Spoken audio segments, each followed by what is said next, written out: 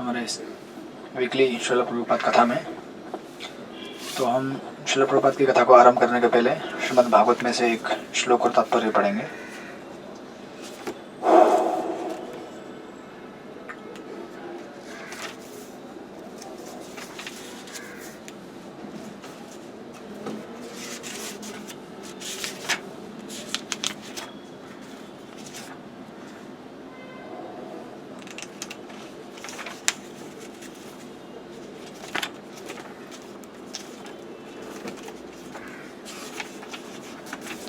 तस्मात् भारत सर्वात्मा भगवान ईश्वरो हरि श्रोतव्य कीर्तितव्यश्च स्मर्तव्य च इच्छता भयम्। यह श्रीमद् भागवत के द्वितीय स्कंद के प्रथम अध्याय का 5वां श्लोक है। 2.1.5 अनुवाद श्रील प्रभुपाद द्वारा। हे भरतवंशी, जो समस्त कष्टों से मुक्त होने का इच्छुक है,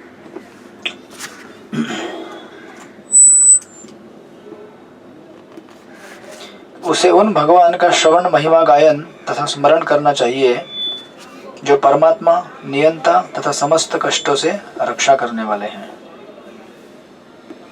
तात्पर्य श्रील प्रभुपाद द्वारा। पिछले श्लोक में श्री सुखदेव गोस्वामी ने यह बताया है कि किस प्रकार मूर्ख एवं भौतिकवादी व्यक्ति निद्रा में, विषयी जीवन में लिप्त रहकर आर्थिक दशा सुधारने में तथा उन कुटुंबियों के भरण पोषण में अपने मूल्यवान समय का अपव्यय करते हैं, जो विस्मृति के गर्भ में विलीन हो जाने वाला है। इन भौतिकवादी कार्यकलापों में संलग्न रहने के कारण जीवात्मा सकाम कर्म के चक्र में अपने को उलझा देता है। यह चक्र 84 लाख योनियों में जलचर, वनस्पतियां, सरीसृप, पक्षी, पशु, असभ्य मानव तथा उसके बाद फिर से मनुष्य रूप में जन्म मृत्यु का चक्र है।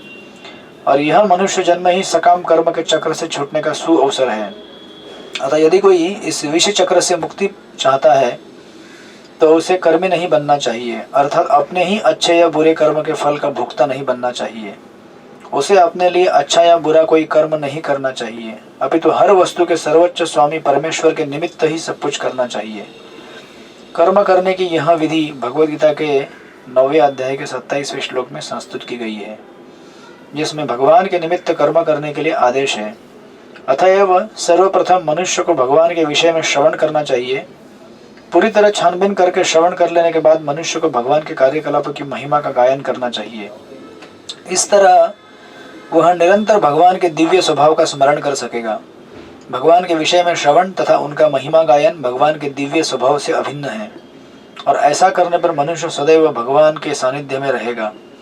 इससे सभी प्रकार के भय से मुक्ति मिल जाती है। भगवान परमात्मा है जो प्रत्येक जीव के हृदय में विद्यमान है। इस प्रकार उपर्युक्त श्रवण तथा महिमा गायन की विधि से भगवान उनकी समग्र सृष्टि के सभी जीवों को अपनी संगति करने का आमंत्रण देते हैं। भगवान के श्रवण तथा महिमा गायन की यह विधि सब पर लागू होती है, चाहे वह जो भी हो, और इससे उसे प्रत्येक कार्य में अंतिम सफलता प्राप्त होगी। मनुष्य की कई श्रेणियां हैं, कर्मी, ज्ञानी, योगी तथा अनन्य भक्त। इन सब पर इच्छित सफलता प्राप्त करने के लिए यही विधि लागू होती है।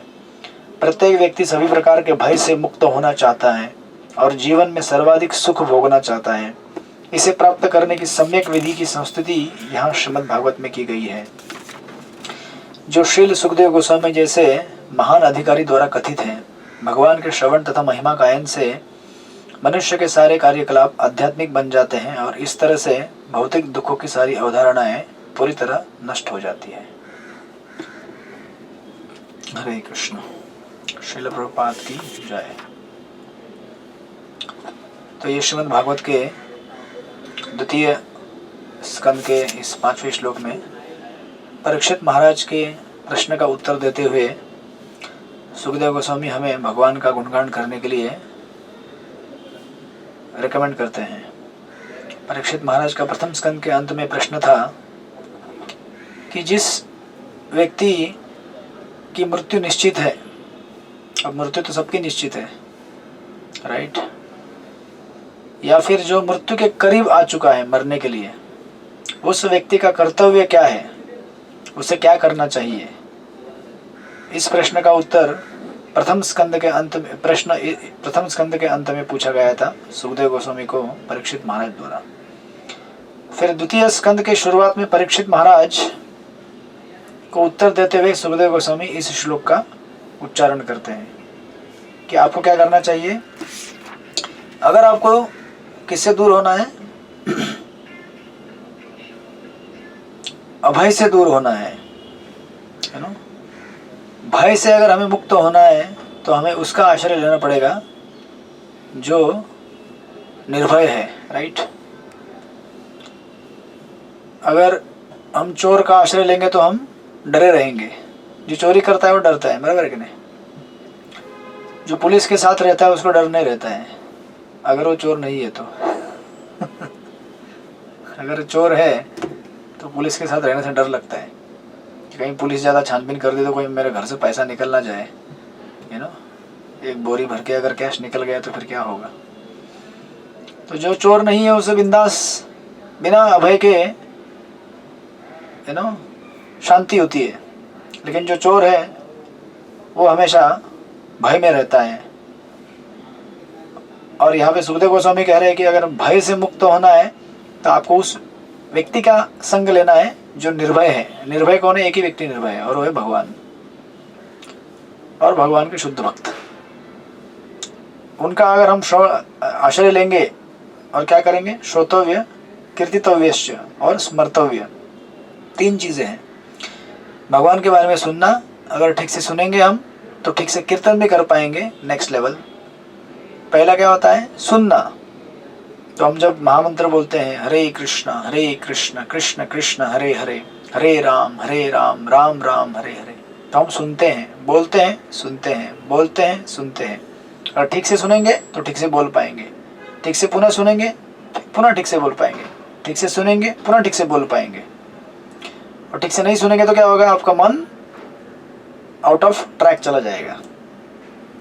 ये ध्यान की पद्धति है। जब आप जाप करते हैं तो आप सुनते हैं, नहीं सुनेंगे तो मन अनेक अनेक विचारों में उलझ जाता है और कहाँ चला जाता है फिर, अरे बोल, थक जाता है बेचारा मन, संसार की परिक्रमा करके बोलता है अभी आराम करने दो, राइट, सो जाता है इसीलिए जप करते समय हमें सुनना चाहिए, सुनने से और सुन सकते हैं। तो फर्स्ट इज श्रोतव्य, देन कीर्तन होता है। और अगर अच्छी तरह से आपने श्रवण किया, कीर्तन किया तो स्मरण निश्चित है।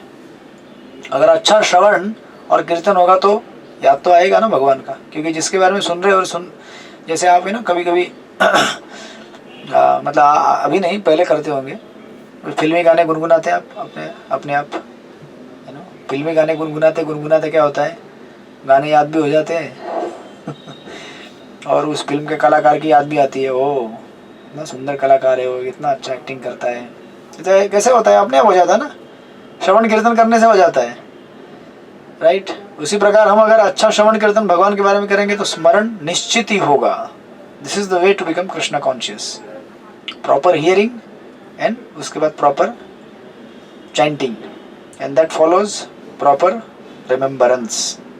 तो वो कह रहे हैं कि इस प्रकार हमें उस व्यक्ति का आश्रय लेना चाहिए जो निर्भय है और उसका गुणगान करना चाहिए। संसार में वैसे भी लोग तो किसी न किसी का आश्रय ले ही रहे हैं ना। इस संसार में हम लोग किसी न किसी का आश्रय ले रहे हैं इस उम्मीद में कि ये व्यक्ति मुझे निर्भय बना देगा, ये व्यक्ति मुझे आश्रय देगा, ये व्यक्ति मुझे सुख देगा, बराबर है कि नहीं। लेकिन हमारे सारे प्रयास क्या हो रहे हैं, विफल हो रहे हैं। विफल सेवनी, वो गाना है ना इनका, भजे हो रे मन श्री नंदन नंदन अभय चरण अरविंद रे। तो उसमें वो कवि कहते हैं कि इन इतने सारे लोगों की सेवा करके क्या हो गया, मेरा जीवन सुखी नहीं हुआ, दुखी हो गया, राइट। इसका मतलब ये नहीं कि हम लोग सेवा नहीं करेंगे, एक दूसरे की सेवा करेंगे, लेकिन हम जाने और समझे कि ये अभी हम एक हमारी जिम्मेदारी है इसलिए कर रहे हैं, बट ये हमारी जिम्मेदारी पूरी नहीं करती है। हम सबको अगर निर्भय होना है तो हमें सबको मिलकर भगवान का आश्रय लेना पड़ेगा, तभी हम निर्भय हो पाएंगे। इसलिए यहाँ पे कहते हैं तस्मात, देयरफॉर, वो भारत यानी कि अर्जुन जो भरत वंश में आया है, क्या करो आप, उस भगवान का स्मरण करो, कीर्तन करो और उनका श्रवण करो, जो क्या है, सर्वात्मा है, सबके हृदय में क्या है, परमात्मा के रूप में स्थित है, जो भगवान भी है, संपूर्ण सृष्टि के कर्ता, मालिक और जो हरि है, राइट। तो 3 टर्म्स देके इसको बतलाया गया है, सर्वात्मा, भगवान और हरि। तो एक्चुअली भगवान तो भगवान है, लेकिन वहाँ जहाँ पे कथा हो रही है, सुखदेव गोस्वामी को परीक्षित महाराज कथा कर रहे हैं, उस कथा में ऐसे भी लोग हैं जो परमात्मावादी हैं। तो उनको निश्चित करने के लिए कि भाई आपका भी काम हो रहा है, इसलिए कह रहे हैं सर्वात्मा। और वहाँ ऐसे भी कुछ लोग हैं जो भगवान के भक्त हैं, तो उनको एड्रेस करने के लिए कहा गया है भगवान, राइट। इस तरह से सुखदेव गोस्वामी हमें ये सलाह देते हैं कि हमें भगवान का भजन करना चाहिए अगर हमें निर्भय होना है तो, राइट। इस तरह से भगवान के श्रवण तथा महिमा गायन से मनुष्य के सारे कार्यकलाप आध्यात्मिक बन जाते हैं और इस तरह से भौतिक दुखों की सारी अवधारणाएं पूरी तरह नष्ट हो जाती है। तो इस संदेश को लेकर श्रील प्रभुपाद पूरे विश्व में भ्रमण किए और उनकी जीवनी हम देख रहे हैं श्रील प्रभुपाद लीलामृत के माध्यम से। तो अगर आपको याद रहेगा तो पिछली बार हम लोग आई थिंक, जहाँ तक मैं ट्रेस आउट कर रहा हूँ, प्रभुपाद की जीवन कथा में हम लोग अध्याय नंबर 5 तक पहुँच गए हैं। 4 में हमने अंत किया था। उस अध्याय 4 का टाइटल था how shell I serve you, मैं आपकी कैसे सेवा करूं, यह उसका शीर्षक था अध्याय नंबर 4 का। और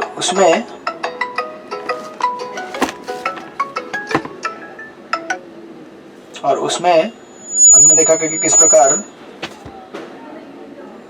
गौड़ीय मठ, जो कि श्रील भक्तिसिद्धांत सरस्वती ठाकुर जी के प्रचार का कार्य संभाल रहे था, उनके जाने के तत्पश्चात, मतलब श्रील प्रभुपाद भक्तिसिद्धांत सरस्वती ठाकुर महाराज इस दुनिया से विदा लेने के पहले कह के गए थे अपने शिष्यों से कि आप लोग क्या करना, मिलजुल के प्रचार करना, है ना। ये जितना भी गौड़ीय मठ है, इतना पूरा ऑल इंडिया लेवल पे 64 गौड़ीय मठ बनाए थे भक्तिसिद्धांत सरस्वती ठाकुर जी ने। अभी आपने देखा होगा कल गौड़ी मिशन का बहुत बड़ा सम्मेलन भी हुआ, नरेंद्र मोदी जी ने वहाँ पे एड्रेस भी किया, है ना। तो श्रील भक्तिसिद्धांत सरस्वती ठाकुर जी उपदेश देके गए थे कि आप सब लोग मिलके इस संस्था को चलाना, राइट। ये हमने अंत में देखा था how shell I serve you में। और श्रील प्रभुपाद उसके बाद जब अपने आध्यात्मिक गुरु गुजर गए भक्तिसिद्धांत सरस्वती ठाकुर, है ना, उनके गुजरने के बाद श्रील प्रभुपाद अकेले हो गए और विचार करने लगे कि अब इस मिशन का क्या होगा आगे और इस प्रचार कार्य को आगे कैसे बढ़ाया जाए।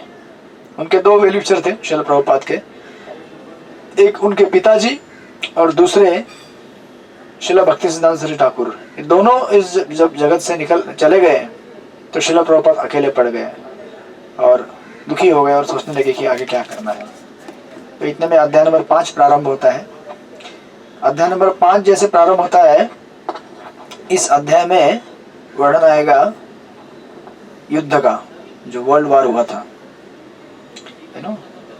Srila Prabhupada back to godly magazine में लिखते हैं, under the circumstances since 1936 up to now I was simply speculating whether I shall venture this difficult task, and that without any means and capacity, but as none have discouraged me, I have now taken courage to take up the work। यानी कि श्रील ये back to godly magazine में प्रभुपाद लिखते हैं। प्रभुपाद अब, क्योंकि अब आप देखेंगे ये कैसे इसका अर्थ ही होता है। प्रभुपाद कह रहे हैं कि यू नो, मुझे कोई साथ देने के लिए था भी नहीं और कोई विरोध भी नहीं कर रहा था, लेकिन मैं सोच रहा था कि इतना बड़ा कार्य, है ना, भक्ति के प्रचार का और पुस्तकों के लेखन का कैसे आगे बढ़ा जाए।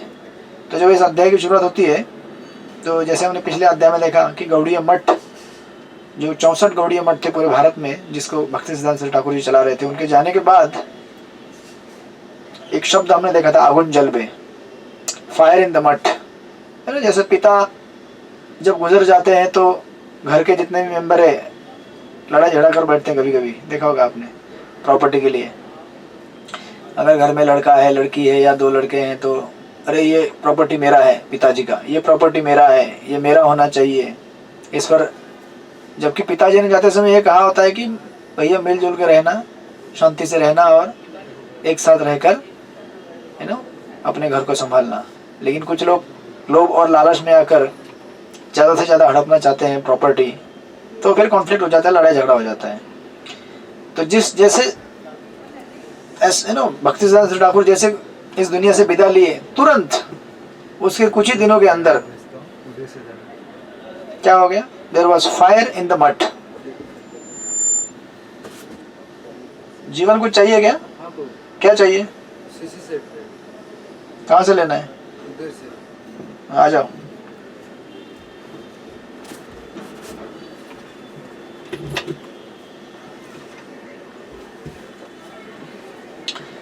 तो ये there was fire in the math. तुरंत क्या हो गया? आग लग गया पूरे मठ में। कैसा आग लग गया? कहते हैं कि सीनियर डिसाइपल, जो शिला भक्ति सिद्धांत ठाकुर जी के बड़े सीनियर भक्त थे, है ना, वो कहने लगे कि भक्ति सिद्धांत सरस्वती ठाकुर जी, इनके बाद उनका उत्तराधिकारी मैं हूँ, है ना। और अभी एक आदमी बोला तो क्या थोड़ी दूसरा रोकने वाला है। फिर एक बोला तो दूसरा भी खड़ा हो गया, दूसरा बोला नहीं नहीं उत्तराधिकारी मैं हूँ, राइट। ये जितना भी प्रॉपर्टी है, जितना भी फंड है, वो सब मुझे बिलोंग करता है। इस तरह से ये कंट्रोवर्सी चालू हो गया कि अभी इस मठ का मालिक कौन है, जबकि भक्ति सिद्धांत ठाकुर जी ने कहा था कि मालिक कोई नहीं है। मालिक कौन है? आप सभी है। मतलब लोग कहने लगे अरे अभी सभी है मालिक, मतलब कौन मालिक है? कोई तो होना चाहिए ना मालिक। जबकि भक्ति सिद्धांत ठाकुर जी ने कहा था कि आप क्या करो, 12 लोगों का एक टीम बनाओ, that is called governing body commission. और 12 लोग, जो 12 लीडर हैं, सब लोग मिलकर इस संस्था को चलाओ। इसका एक कोई उत्तराधिकारी नहीं होगा। इवन शिला प्रभुपाद ने भी यही किया, है ना। ये सब गौड़िया मठ से लेसन लेने के बाद शिला प्रभुपाद जब इस दुनिया से गुजर गए, उसके पहले उन्होंने अपना विल लिख के दे दिया था। अपने इस्कॉन की प्रॉपर्टी ना किसी अपने परिवार के मेंबर के नाम की, ना किसी के एक व्यक्ति के नाम की। उन्होंने लिख दिया कि ये प्रॉपर्टी इस्कॉन की है। और इस्कॉन किसके अंडर है? गवर्निंग बॉडी कमीशन, जो संस्था के मेंबर्स में से जो मैनेजमेंट करने में सक्षम है और उनकी जिनकी भक्ति और साधना अच्छी है, उनको नियुक्त करके उनके माध्यम से संस्था को चलाया जाएगा। तो इस प्रकार भक्ति सिद्धांत ठाकुर चले गए। लेकिन यहाँ पे क्या हो गया? लड़ाई झगड़ा होने लगा, राइट।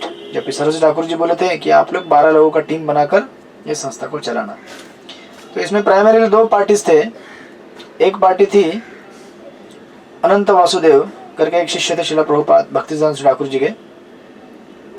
तो वो लीडिंग प्रचारक थे, एकदम प्रोमिनेंट और बहुत ही एम्बिशियस थे। तो उनके साथ उन्होंने अपने कई, जैसे आप देखते हैं आजकल कुछ पॉलिटिकल पार्टीज का विधायक रहते हैं, है ना। तो इस नेता के इतने विधायक, उस नेता के उतने विधायक, फिर खरीद फरोख्त, दल बदल, ये सब चलते रहता है। तो कभी कभी आध्यात्मिक संस्थाएं भी ऐसे दूषण से दूषित हो जाती है अगर हम सावधान नहीं रहे तो, है ना। जबकि आध्यात्मिक संस्थाओं को इस तरह से नहीं चलना चाहिए, बट हो जाता है अगर हम अपने आचार्यों की शिक्षाओं को अपने साथ ना रखें तो। जब आचार्य श्रीला सरस्वती ठाकुर, उन्होंने बोला था, शिक्षा दी थी कि मैं जैसे कह रहा हूँ वैसे आप रहो, लेकिन इन लोगों ने देखा नहीं, माना नहीं, है ना। उसका नतीजा क्या था? दुनिया भर में बवाल हो गया। इतना बड़ा गौड़ीय मठ जो इतना पॉपुलर था, इतना प्योर था, विश्व भर में प्रचार कर रहे थे ये लोग, है ना, एटलीस्ट भारत में पूरे, उसकी हालत क्या हो गई? एक घरेलू लड़ाई झगड़े जैसे हो गई, है ना। जैसे घर में लड़ाई झगड़ा होता है, 2 बच्चे लड़ते हैं, बस एग्जैक्टली वैसा। तो अनंत वासुदेव इन्होंने अपने साइड में कुछ सन्यासी कर लिए, है ना, बहुत सारे इंफ्लुएंशियल प्रचारक थे, और इन्होंने अपना दावा ठोक दिया कि भाई गौड़ीय मठ मेरा है, गौड़ीय मठ की प्रॉपर्टी, गौड़ीय मठ का सारा चीज मेरा है। और उसके अपोजिशन में और एक खड़े हो गए, उनका नाम था कुंज विहारी, है ना। ये भी आ गए, इन्होंने भी कुछ, ये एडमिनिस्ट्रेटर थे भक्ति सिद्धांत ठाकुर जी के समय में, उनके साथ व्यवस्थापन करते थे संस्था का। तो ये सामने आ गए, बोले नहीं मेरे साथ भी कुछ लोग हैं, ये सारा संस्था और प्रॉपर्टी क्या है? हमारा है। तो इस तरह से दोनों ने अपना अपना क्लेम लगाया, राइट। और ये जो ऑल इंडिया लेवल जितना प्रॉपर्टी था, अभी इसके लिए लड़ाई झगड़ा चल रहा है इनका, राइट। जबकि शरद सिंह ठाकुर जी ने कहा था कि गवर्निंग बॉडी कमीशन बनाओ, ये लोग तो इसकी कोई बात के ऊपर ध्यान नहीं दे रहे थे। इस तरह से ये इतना फ्रिक्शन होने लगा कि ये प्रॉपर्टी मेरा है, ये प्रॉपर्टी तेरा है। जैसे भक्ति सिंह ठाकुर जी पहले ही कहे गए थे, जब बाग बाजार में टेम्पल बना था, कलकत्ता के बाग बाजार में बड़ा पैलेशियल मार्बल से बना हुआ था, भक्ति सिंह ठाकुर जी बोले थे कि मेरे शिष्य अभी से झगड़ना चालू कर दिए मेरे सामने ही कि ये कमरा मेरा है, ये कमरा तुम्हारा है, वो कमरे में मैं रहूँगा, उस कमरे में मैं रहूँगा। तो तभी से लड़ाई झगड़ा होना चालू हुआ था। उन्होंने आगे इंडिकेट कर लिया था कि एक दिन फायर मठ में क्या होने वाला है, बड़ा ही फायर लगने वाला है मेरे जाने के बाद, और वही हुआ। इस तरह से तो कुछ प्रॉपर्टी अनंत वासुदेव के नाम पे आया, कुछ प्रॉपर्टी कुंज विहारी के नाम पे आया, अलग अलग जगहों का, लेकिन फिर भी ये केस अभी क्या हो गया, कोर्ट में चला गया, लिटिगेशन में चला। लिटिगेशन जानते हैं ना आप लोग, लिटिगेशन एक कोर्ट कचहरी में जो कभी दो पार्टी दावा ठोकते हैं कि ये मेरा है, ये मेरा है, तो वो केस चलते रहता है। और ये केस चलते रहा कि इस मठ का नेक्स्ट आचार्य कौन है। कोई बोलता था कि मैं आचार्य हूँ, दूसरा बोलता था मैं आचार्य हूँ, लेकिन कोई एक सहमति पे नहीं आया कि हमें मिलजुल के काम करना है भाई। हमारे गुरु ने कहा है कि साथ में रहो। इस प्रकार ये मतलब छीना झपटी होना चालू हो गया कि ये मेरा है, ये तेरा है, ये प्रॉपर्टी मेरा है, वो उसका है।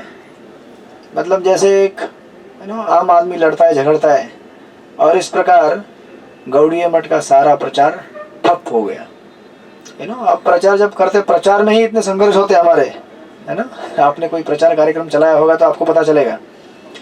अभी आप ये एक छोटा सा जूम वाला चलाते हैं, इसके पीछे कितना मैनेजमेंट लगता है आपको पता नहीं है ना।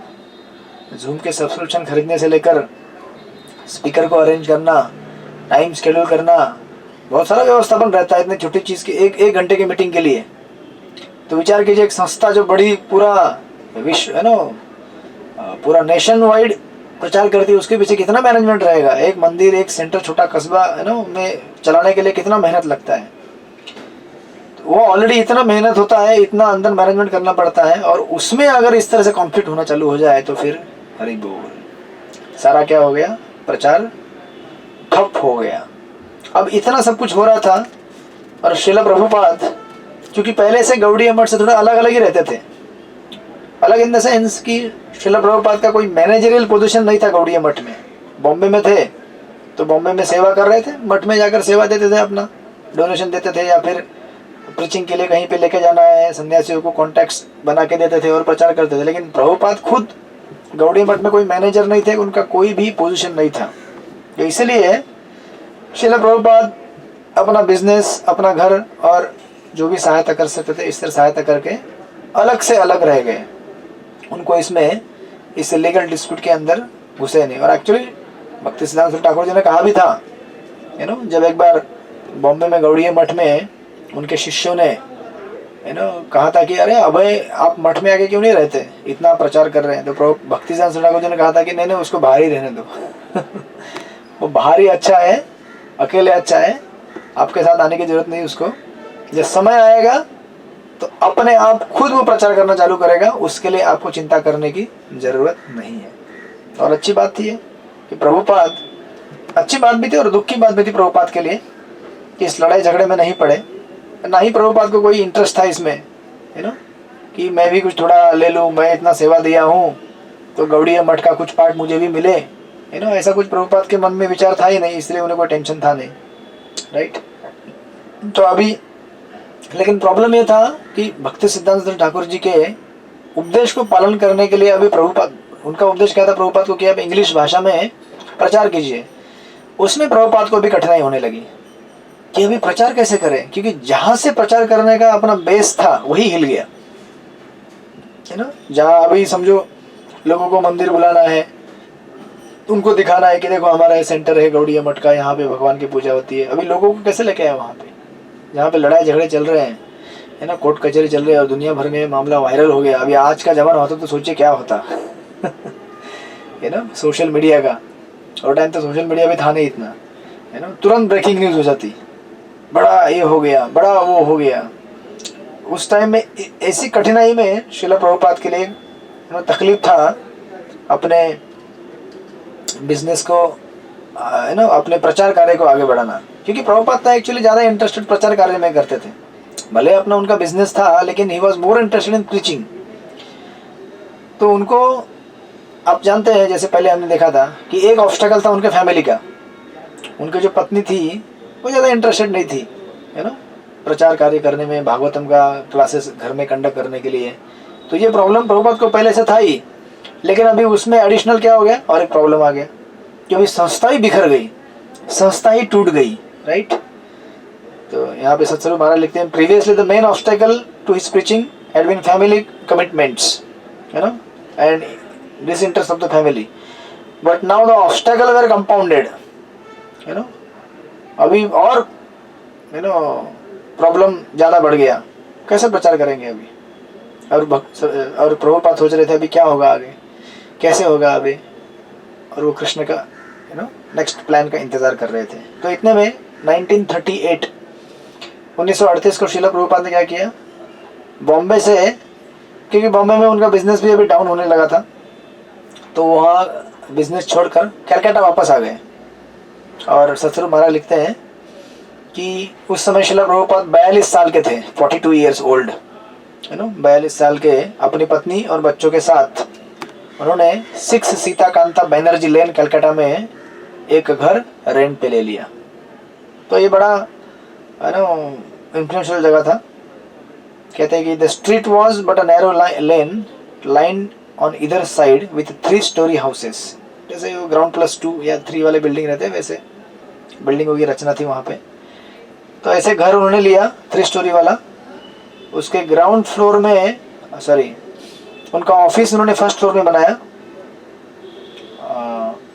रास्ते की तरफ फेस करते हुए, और ऊपर वाले फ्लोर में उनका फैमिली था, परिवार रहता था। और फर्स्ट फ्लोर पे ही उन्होंने क्या किया, एक छोटा सा एक काइंड ऑफ फैक्ट्री बनाया, लेबोरेटरी, क्योंकि प्रभुपाद तो पहले से फार्मास्यूटिकल में काफ़ी ट्रेंड हो गए थे। तो उन्होंने एक केमिकल लेबोरेटरी बनाया जिसमें उन्होंने डिस्टिल वाटर, प्रभुपाद ने क्या क्या किया है डिस्टिल वाटर रहता है अपना पीने वाला बिस्लरी टाइप ऐसा पानी, वो उन्होंने बनाना चालू किया वहाँ पे। डेज पेंट लिंटमेंट, मलम जो रहता है ना, दवा बॉडी का पेन दूर करने वाला, वो उन्होंने मैन्युफैक्चर करना चालू किया। उसके बाद वीमल टॉनिक, उसके बाद एक इंजेक्शन अल्फ़ा बॉयल्स के लिए, अगर फोड़ी बड़ी कुछ हो जाए बॉडी में, कुछ उसको सूजन कम करना, उसके लिए इंजेक्शन बनाना चालू किया। और इस तरह से अनेक अनेक दवाइयाँ उन्होंने बनाना चालू किया, तो प्रभुपाद एक्चुअली पहले से डॉक्टर थे, दवाई बनाते थे और आखिरकार बाद में उन्होंने ऐसा दवाई दिया संसार को जो पूरा संसार ले रहा है। हरे कृष्ण कृष्ण कृष्ण हरे हरे, हरे राम राम राम हरे हरे। तो प्रभुपाद ने ये सब दवाइयाँ बनाई, ये टॉनिक बिनिक, ये डिस्टिल वाटर, ये सब बना के उसका मार्केटिंग करने लगे, बेचने लगे।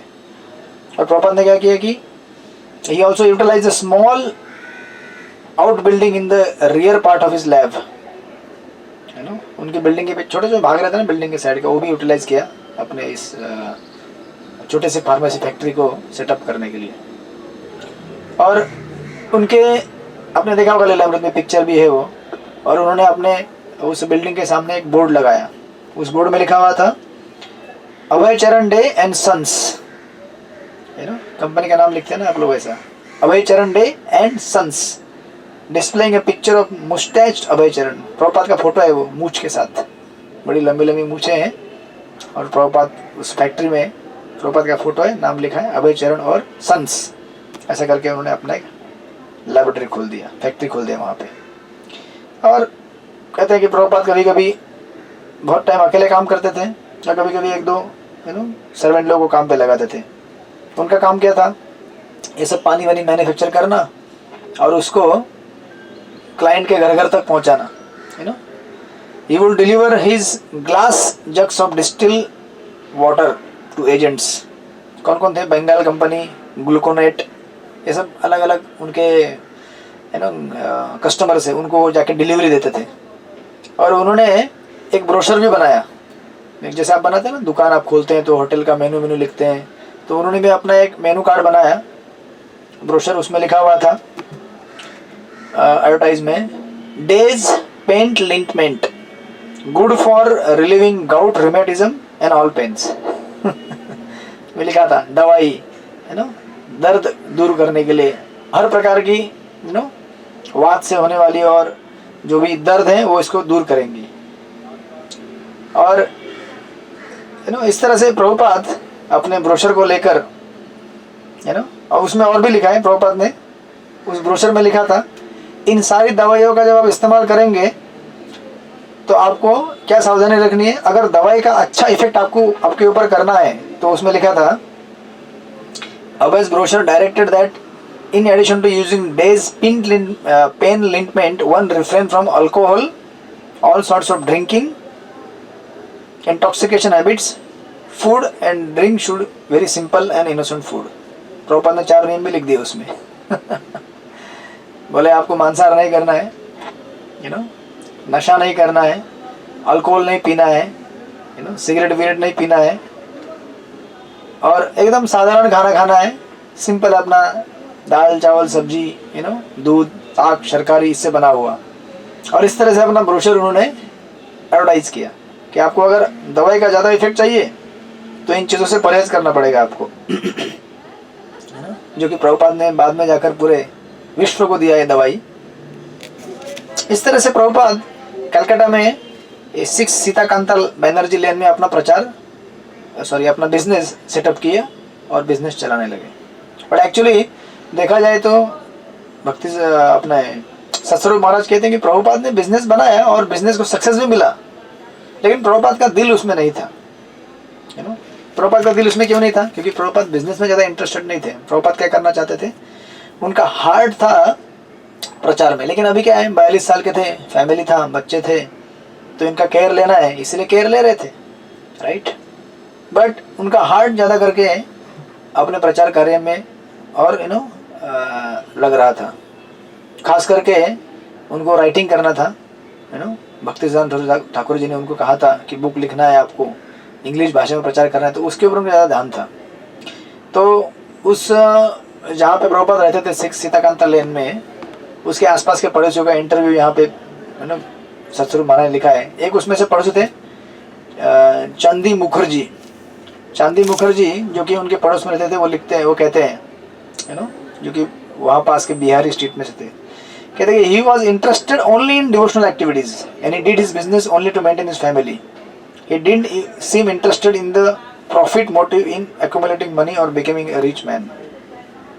हालांकि प्रभुपाद बिजनेसमैन थे, लेकिन उनके पड़ोसी कहते हैं कि प्रभुपाद को कोई इंटरेस्ट नहीं था इतना बिजनेस में कि इतना मैं कमाऊँ, इतना बनाऊँ, वो अपना कर रहे थे, परिवार का जिम्मेदारी था इसलिए कर रहे थे। लेकिन उनका मेन इंटरेस्ट था कि कैसे मैं भगवान की भक्ति करूं। और एक उनके पड़ोसी हैं चरण मुखर्जी करके, जो प्रभुपाद के नेक्स्ट डोर रहते थे। वो कहता है, Abhay Charan De was always a very patient listener to every illogical argument.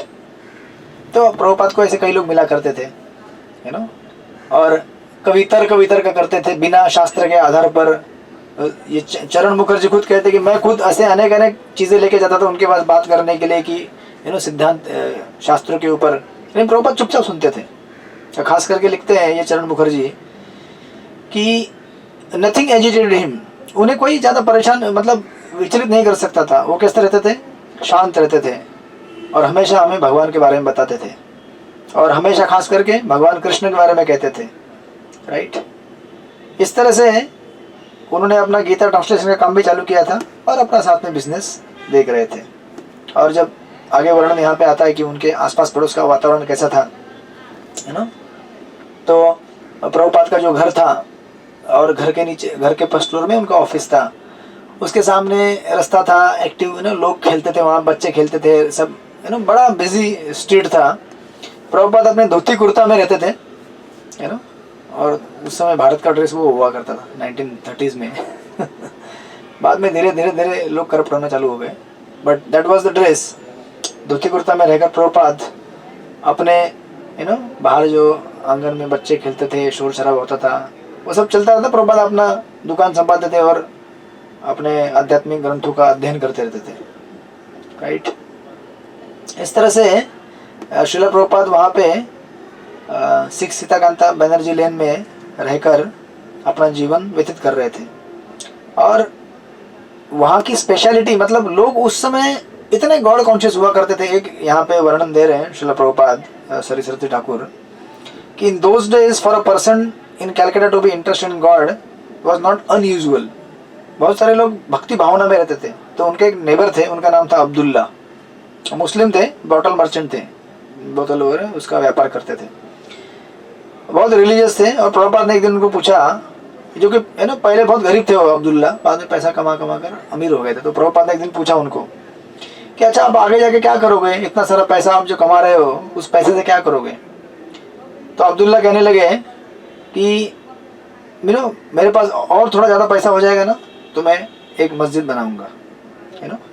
मतलब लोग अगर पैसा भी कमाते थे उस समय में, लोग इतने रिलीजियस माइंडेड थे कि उस पैसे से हमको क्या करना है, कुछ तो आध्यात्मिक कार्य करना है, मंदिर बनाना है, चर्च बनाना है, या फिर मस्जिद बनानी है। ऐसा रिलीजियस वातावरण था उस समय कलकत्ता में। और श्रील प्रभुपाद तो इतने भक्ति भाव में थे कि लोगों से बात करते समय, ऑर्डिनरी बातें करते समय में भी गीता का रेफरेंस देते थे, भागवत के बारे में बोलते थे। इवन जैसे हम लोग अभी बात करते हैं ऐसे यहाँ वहाँ की बातें करते हैं, बातों बातों में भी प्रभुपाद गीता के उपदेश बताते थे, इस तरह से प्रभुपाद का जीवन इतना भगवत परायण था। और प्रभुपाद कहते थे हमेशा कि Krishna is the basis of both material and spiritual worlds. भगवान कृष्ण क्या है, इस भौतिक और आध्यात्मिक जगत दोनों के आधार हैं, राइट। तो इस तरह से while working in his laboratory, receiving or delivering empty bottles from the Muslim bottle merchant or going to sell his medicines, he would talk or think about God। इस तरह से प्रभुपाद का जीवन क्या था, भगवत परायण था। तो इस तरह से प्रभुपाद कलकत्ता में सेटल हो गए थे। और उस तरफ गौड़ीय मठ का लिटिगेशन अभी भी चल रहा था, तो लिटिगेशन आपको पता है एक बार चालू हो गया तो कोई एक दिन में थोड़ी खत्म होता है वो, कोर्ट कचहरी का मामला है तो चल रहा था। दोनों पार्टी आपस में भयंकर झगड़ रहे थे, ये प्रॉपर्टी मेरा है, वो प्रॉपर्टी मेरा है। इस तरह से लिटिगेशन कंटिन्यू चलता रहा, सालों सालों महीनों महीनों तक चलता रहा। लेकिन ये लोग किसी एक कंक्लूजन पे कभी आए नहीं, और कहते हैं कि कुछ समय बाद जब मामला थोड़ा थोड़ा शांत होने लगा तो कोर्ट ने अनंत वासुदेव के फेवर में डिसीजन दिया और बहुत सारा प्रॉपर्टी उनके नाम पे करा दिया। और कुंज विहारी को भी कुछ मिला, कुछ प्रॉपर्टी उनके नाम पे मिली। इस तरह से दोनों पार्टी काइंड ऑफ थोड़ा सेटल हो गए। बट आगे बढ़ना था कि कुछ समय बाद एक बड़ा अप्रिय घटना हो गया। जो अनंत वासुदेव थे, जो कि बहुत बड़े सन्यासी थे और गौड़ीय मिशन का प्रचार संभाल रहे थे, लीडिंग थे उस समय, उन्होंने अपना सन्यास छोड़ दिया और विवाह कर लिया। जब ये घटना हुई तो उससे सारा मिशन क्या हो गया, पूरा कंप्लीटली कोलैप्स हो गया। जब लीडर ही गायब हो गया तो अभी इतना सारा प्रॉपर्टी क्या करेंगे, अभी कोई मैनेजमेंट करने वाला भी नहीं है। इस प्रकार गौड़ीय मठ का जो शुरुआत इतना जबरदस्त हुआ था, भक्ति सिद्धांत सरस्वती ठाकुर जी के मार्गदर्शन में 64 गौड़ीय मठ बने पूरे भारत भर में, जिन्होंने इतना आध्यात्मिक क्रांति लाया। वो मिशन कुछ समय के लिए क्या हो गया, पूरा से डाइल्यूट हो गया और डिस्टर्ब हो गया और ऑलमोस्ट काइंड ऑफ बंदी हो गया। अब कुछ सन्यासी ऐसे थे जिनको इस झगड़े में लफड़े में नहीं पड़ना था, तो ये लोगों ने क्या किया, ये लोग अलग हो गए। बोले कि हमको इन दोनों के झगड़े में पड़ना नहीं है, हम अपना अपना भक्ति करेंगे अपना। तो ऐसे कई छोटे छोटे सेंटर बनना चालू हो गए। एक छोटा सेंटर यहाँ पे वो अपना इंडिपेंडेंस संभाल रहा है, दूसरा और एक सेंटर वो अपना इंडिपेंडेंस संभाल रहा है। इस तरह से जो पूरा मिशन एक यूनाइटेड था, है ना, जैसे आज इस्कॉन है, पूरा यूनाइटेड मिशन है इस्कॉन। दुनिया के किसी भी कोने में जाइए, कोई भी इस्कॉन का मंदिर है, इस्कॉन करके कहलाता है, राइट। और इस्कॉन के स्टैंडर्ड उसमें पाए जाते हैं। तो वो यहाँ देखने को नहीं मिला और ये पूरी तरह से स्कैटर हो गया। स्मॉल छोटे छोटे आश्रम, छोटे छोटे सेंटर, मंदिर। तो जो लोग प्रामाणिक थे वो अपना अपना भक्ति कर रहे थे, दीक्षा भी दे रहे थे। सन्यासी जो प्रामाणिक थे, जो इस लफड़े में झगड़े में नहीं पड़े और अपना प्रचार कर रहे थे। इस तरह से जो लोग जैसे कर सकते थे अपने अपने अपने अलग अलग हो गए और इस प्रकार पूरा मिशन क्या हो गया, स्कैटर हो गया। The unified entity of Gaudiya मठ as an all India mission consisting of many temples, several presses, and hundreds of devotees working cooperatively under the leadership of Bhaktisiddhanta Saraswati Thakur ceased to exist. और इस तरह से ये जो United तो लोग जो थे वो अपना अपना प्रचार कर रहे, थोड़ा बहुत कर रहे थे, लेकिन जब आप एक साथ नहीं होते तो पूरा पावर नहीं मिलता आपको प्रचार करने के लिए, वो पावर इनका खत्म हो गया, राइट। तो सतस्वरूप महाराज यहाँ पे लिखते हैं, illusions of proprietorship and prestige had suppressed the spiritual master's order, and Srila Prabhupada's cause, a worldwide movement of propagating Lord Chaitanya's teaching, collapsed. Right? इस प्रकार जो भौतिक आकांक्षाएं होती हैं, भौतिक लाभ पाने की इच्छा होती है इस संसार में जीवात्मा की, अगर हम थोड़ा भी गुरु मुख पद्म वाक्य, गुरु के आदेशों से अगर हट जाए तो हमारा भक्तिमय जीवन और हमारा आध्यात्मिक जो प्रयास है प्रचार करने का, वो सब क्या हो जाएगा, कोलैप्स हो जाएगा, और कोलैप्स हो गया। इसी समय घटना है दूसरी बताते हैं कि जो श्रीधर महाराज थे, यानी कि कुछ ऐसे सन्यासी थे जो इससे अलग अलग रहने लगे, बोले हमको इस झंझट में नहीं पड़ना, हम अपना प्रचार करेंगे अलग से। तो उसमें से एक थे श्रीधर महाराज। तो श्रीधर महाराज उन्होंने मायापुर में अपना एक सेंटर चला रहे थे। वो एक बार कुछ अपने शिष्यों के साथ बॉम्बे आए, सॉरी बॉम्बे नहीं, कलकत्ता में आए।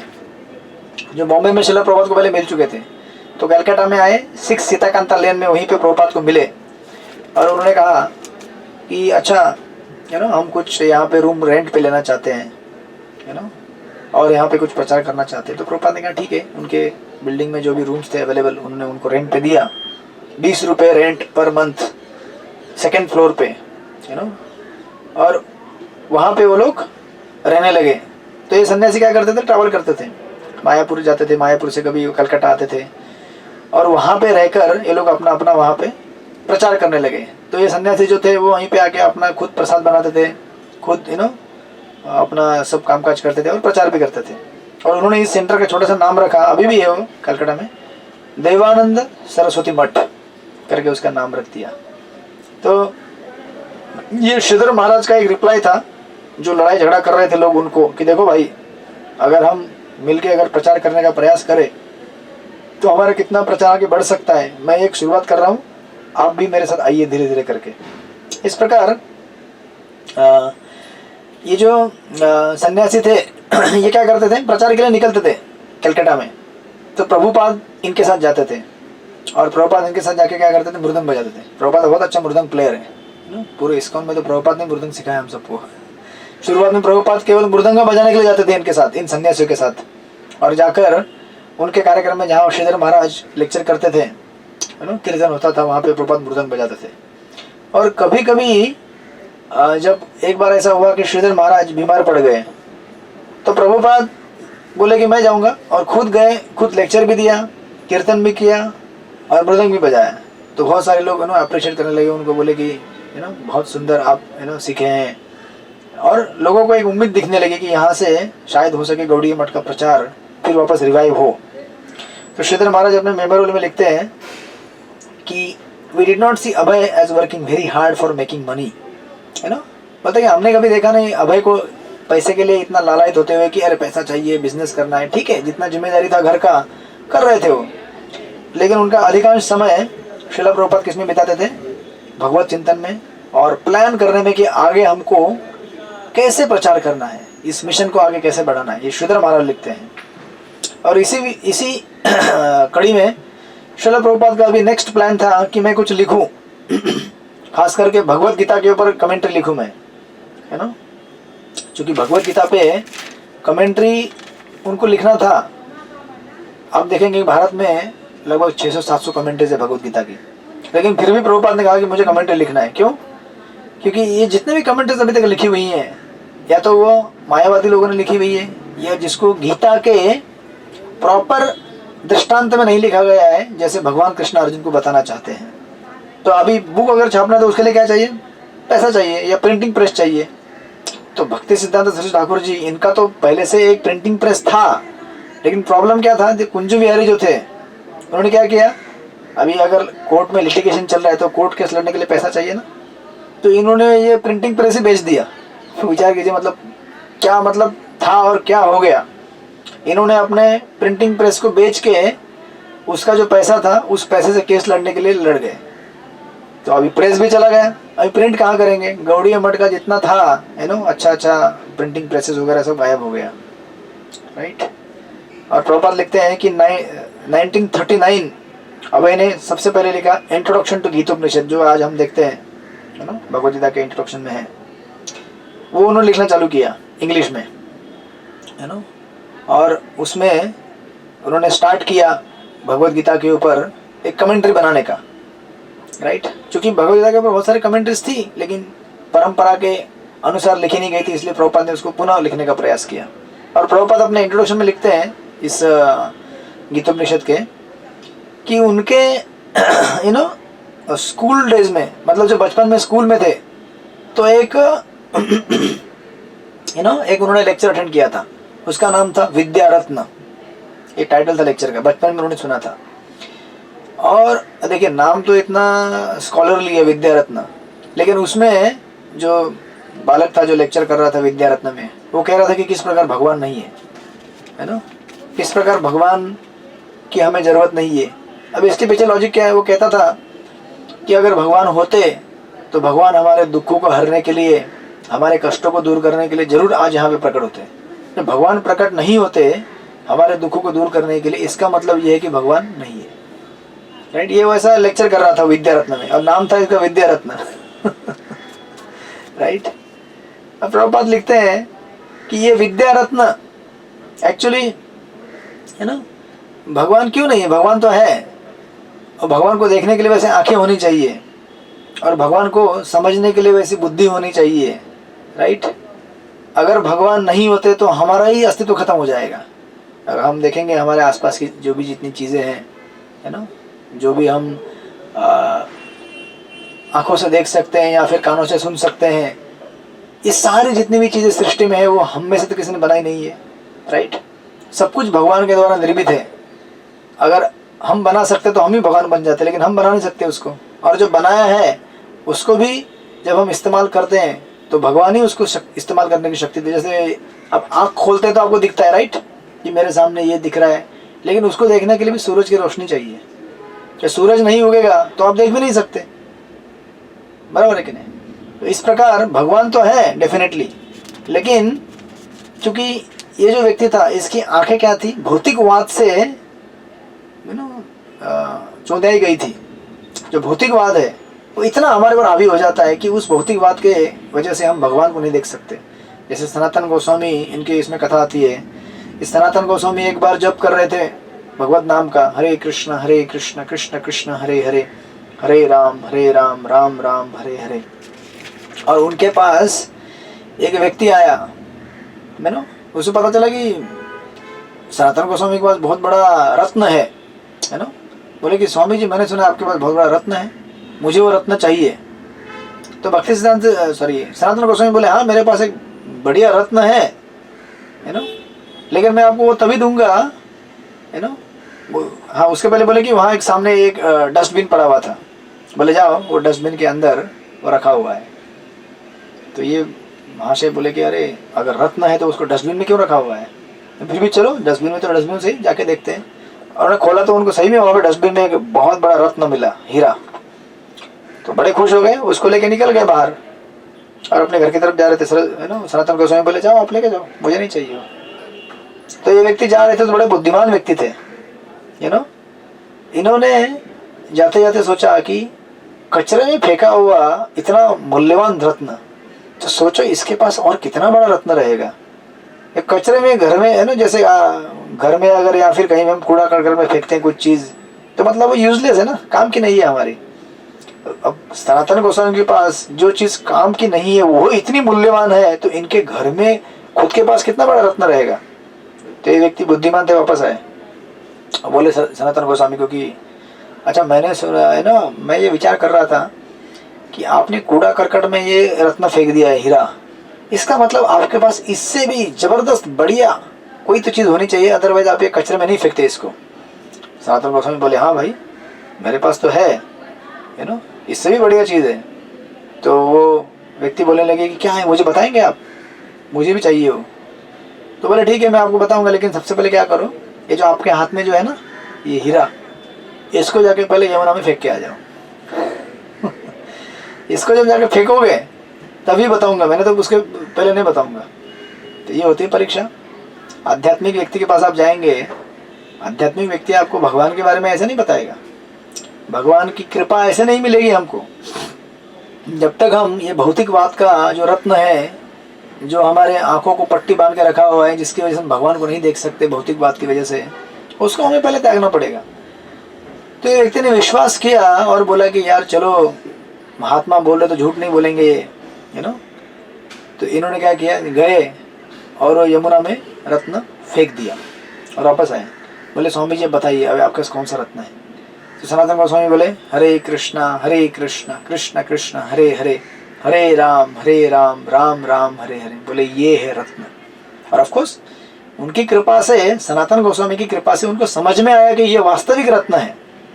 और इस रत्न का उपयोग केवल इस संसार में आज हम जो लड़ाई झगड़ा, ये जो भक्ति सिद्धांत स्वरूप ठाकुर जी के शिष्य थे, गौड़ी मठ में रह रहे थे, ये लोग भी अगर इस प्रकार प्रभुपाद के, उनके गुरु महाराज के उपदेश के ऊपर चलते तो ये सब नहीं होता आज। लेकिन उपदेश के ऊपर नहीं चले, भगवान के नाम कीर्तन भजन तो ऐसे टूट गया होगा जब गुरु का हमने इस तरह से अनादर कर दिया। इस प्रकार पूरा मिशन खराब हो गया, बिखर गया। और इस प्रकार ये विद्या रत्न यहाँ पे प्रभुपाद लिख रहे हैं कि विद्या रत्न नाम का लेक्चर था, लेकिन नाम किस लिए, लेक्चर किस लिए था, भगवान का अस्तित्व मिटाने के लिए। क्योंकि उनकी आंखें इस भौतिकवाद के हीरे मोती से क्या हो गई है, ढक गई है, तो देख नहीं सकते भगवान को। फिर आपको सनातन गोस्वामी की स्टोरी में वो फिर उस हीरे मोती को नाम रूपी लेकर अमर हो गए, राइट, भगवत परायण हो गए। इस प्रकार श्रील प्रभुपाद ने इंट्रोडक्शन में ये लिखा और कहने लगे कि although there are already more than 600 commentaries on Bhagavad Gita, they had been written by persons with an inner hatred for the personality of Godhead and therefore they were imperfect, right. इस प्रकार कभी आपने ये प्रभुपाद कई बार कहते हैं कि शहद की बोतल अगर आपको दी जाए और कहा जाए शहद को चखो बिना ढक्कन खोले, तो कैसे चखेंगे आप? बोलेंगे बोतल को खोलने का ही नहीं, कोई होल भी नहीं करने का, और शहद चखो। कैसे? उस बोतल को बाहर से चाट के आप शहद चखेंगे? बोतल को तो खोलना पड़ेगा ना, बोतल को तो शहद निकलेगा। तो इस दुनिया में ऐसे कुछ तथाकथित मूर्ख व्यक्ति हैं जिन्होंने भगवान के गीता के और पीएचडी भी किया है। कई लोग हैं इन्होंने उपनिषद, गीता, भागवत, रामायण, महाभारत इसके ऊपर पीएचडी किया है, लेकिन उनको भगवान का ए भी नहीं मालूम नहीं है, ABCD भी मालूम नहीं है, क्योंकि बोतल कभी खोला ही नहीं, खाली बोतल को बाहर से चाट रहे हैं, लेकिन द बॉटल फ्रॉम आउटसाइड। ऐसे कैसे मिलेगा आपको उसके अंदर का शहद? बोतल खोलना पड़ेगा ना भाई।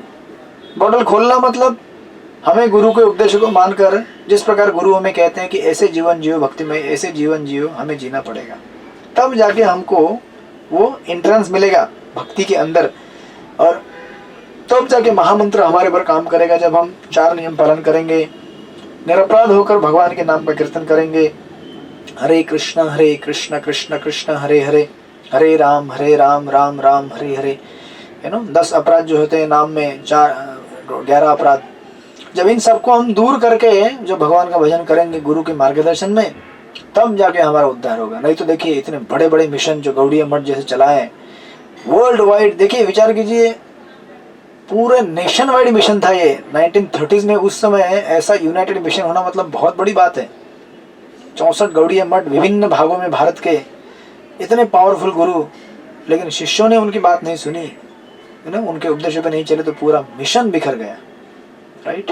तो हमको भी बिखरते टाइम नहीं लगेगा अगर हम प्रभुपाद के उपदेशों से अगर हट जाएं, प्रभुपाद ने जो भी उपदेश दिए हैं उनके साथ नहीं चले, तो हमारा भी मिशन कभी भी खराब हो सकता है, पर्सनल लेवल पे और एज अ सोसाइटी, और एज ए मतलब देशव्यापी और अंतर्राष्ट्रीय। तो इस्कॉन तो आज अंतर्राष्ट्रीय स्तर पे है, लेकिन प्रभुपाद की कृपा है और प्रभुपाद का इतना बढ़िया मार्गदर्शन है कि अभी भी हम लोग चल रहे हैं।